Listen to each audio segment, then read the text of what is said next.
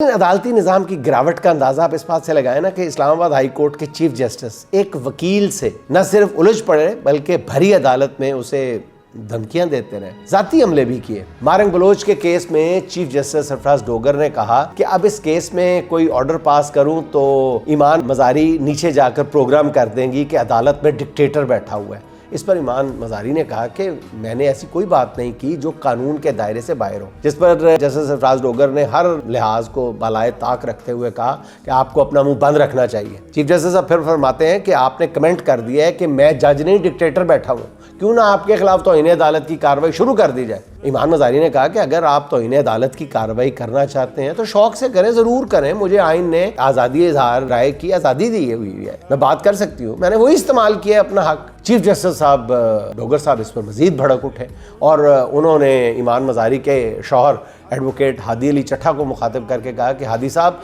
इसको समझाएं, इसे किसी दिन मैंने पकड़ लिया ना। ईमान मजारी ने कहा कि अगर ये स्टेज आ गई है कि अदालतें वकला को इस तरह से धमकियां देना शुरू कर देंगी तो कर लें फिर आप तौहीन अदालत, करें मेरे खिलाफ तौहीन अदालत। ये अदालत के अंदर एक जज का वकील के साथ मकालमा था, अस्तगफिरुल्लाह। मगर ये जानकर मुझे अच्छा लगा, बल्कि खुशी हुई कि चीफ जस्टिस सरफराज डोगर को लफ्ज़ डिक्टेटर का पता है और वो इसको एक गाली ही समझते हैं। ये अच्छी बात है।